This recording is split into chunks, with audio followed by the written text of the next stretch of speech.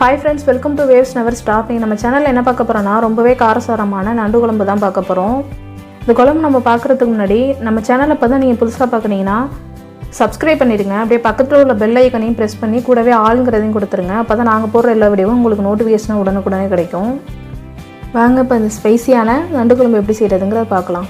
நண்டு குழம்பு செய்கிறதுக்கு நான் சின்ன வெங்காயம் பொடி பொடியாக கட் பண்ணி வச்சுருக்கேன். நான் ஒரு 20 வெங்காயம் எடுத்திருப்பேன். உங்களுக்கு எவ்வளோ தேவையோ அந்தளவுக்கு எடுத்துங்க.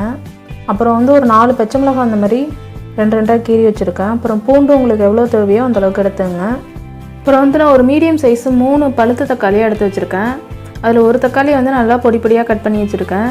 சரி, 2 அந்த பச்சை கலரில் உள்ளதை மட்டும் கட் பண்ணிவிட்டு அப்படியே எடுத்து வச்சுருக்கேன் கட் பண்ணி. நெக்ஸ்ட்டு நான் ஒரு 2 பல்லு பூண்டும் ஒரு 1/4 ஸ்பூன் சோம்பும் இடித்து வச்சுருக்கேன். நெக்ஸ்ட்டு நான் ஒரு பெரிய நெல்லிக்காய் அளவுக்கு புளி எடுத்து ஊற வச்சுருக்கேன். புளி ரொம்ப ஆட் பண்ணிடாதீங்க, ரொம்ப புளிப்பாயிரும், கொஞ்சமாக ஆட் பண்ணிங்க.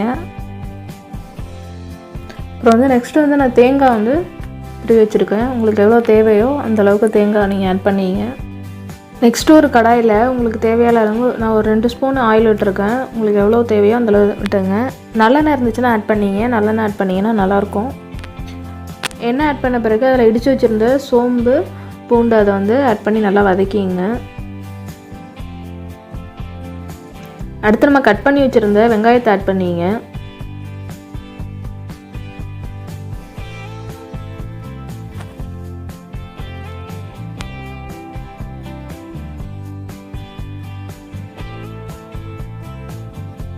வெங்காயம் கருவேப்பிலை ஆட் பண்ணி நல்லா வதக்கிங்க.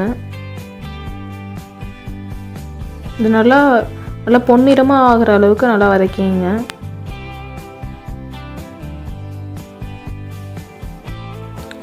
வெங்காயம் சீக்கிரம் வதங்கணுன்னா நீங்கள் கொஞ்சம் உப்பு ஆட் பண்ணிங்கன்னா சீக்கிரம் வதங்கிடும்.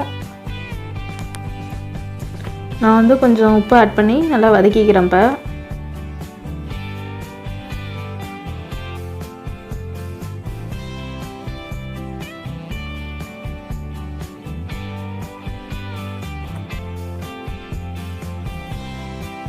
இந்த அளவுக்கு வதங்கினா போதும். இதுக்கப்புறம் நீங்கள் கொஞ்சம் பூண்டு ஆட் பண்ணிங்க. நெக்ஸ்ட்டு நம்ம பொடி பொடியாக கட் பண்ணி வச்சுருந்த தக்காளியை ஆட் பண்ணி அதையும் நல்லா வதக்கிங்க.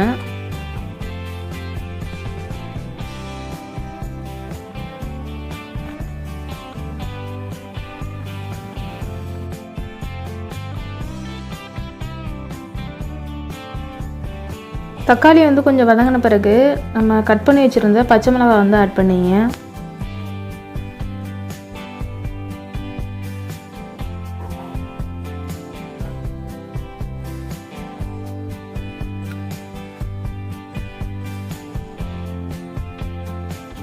நெக்ஸ்ட்டு ஒரு 1/2 ஸ்பூன் மஞ்சள்தூள்,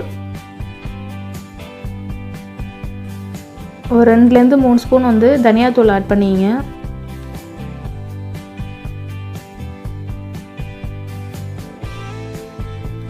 அப்புறம் நான் ஒரு 1.25 ஸ்பூன் மிளகாய்த்தூள், தனி மிளகாய்த்தூள் ஆட் பண்ணியிருக்கேன்.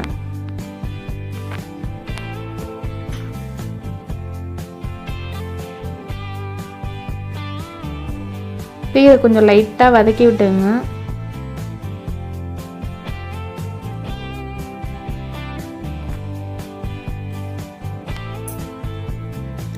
நெக்ஸ்ட்டு நம்ம கரைச்சி வச்சுருந்த புளிக்கரைசலை அதில் ஆட் பண்ணிங்க. இந்த புளிக்கரைசலில் நம்ம தக்காளி தனியாக எடுத்து வச்சுருந்ததை நான் கரைச்சி வச்சுருக்கேன், தக்காளியை மட்டும்.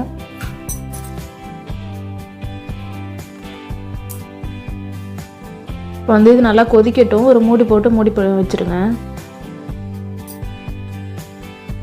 நெக்ஸ்ட்டு நான் நண்டு நான் 1/2 kg எடுத்து க்ளீன் பண்ணி வச்சுருக்கேன்.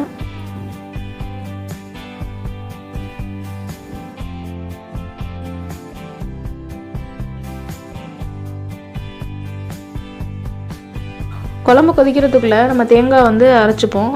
ஒரு மிக்ஸி ஜாரில் தேங்காய் தேவையான அளவு எடுத்துங்க.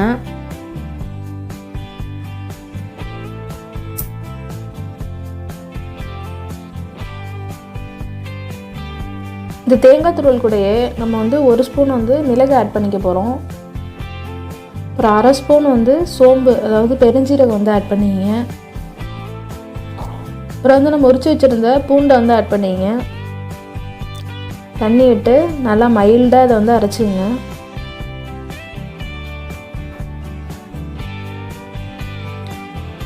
இப்போ வந்து குழம்பு கொதிச்சிருக்குன்னு நினைக்கிறேன். ஓப்பன் பண்ணி பார்க்கலாம். குழம்பு நல்லா கொதிச்சிருச்சு. இப்போ அந்த குழம்போட நம்ம அரைச்சி வச்சுருந்த தேங்காய் பேஸ்ட்டை வந்து இதில் ஆட் பண்ணிப்போம்.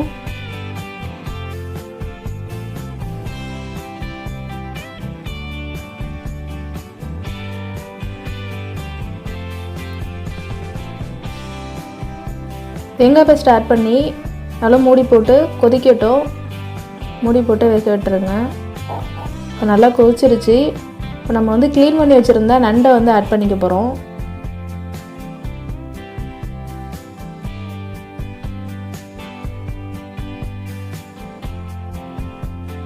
நண்டை ஆட் பண்ண பிறகு ஒரு மூடி போட்டு மூடிடுங்க. நல்லா கொதித்து எண்ணெய் பிரிஞ்சு வரணும். அப்போ தான் நல்லா டேஸ்ட்டாக இருக்கும். இப்போ வந்து குழம்பு நல்லா கொதிக்க ஆரம்பிச்சிருச்சு. இப்போ வந்து அடுப்பை வந்து சிம்மில் வச்சுருங்க. சிம்மில் வச்சு ஒரு 5 நிமிஷம் சிம்லேயே இருக்கட்டும். சிம்லேயே இருந்துச்சுன்னா நல்லா எண்ணெய் பிரிஞ்சு குழம்பு வந்து சூப்பராக ரெடி ஆயிரும்.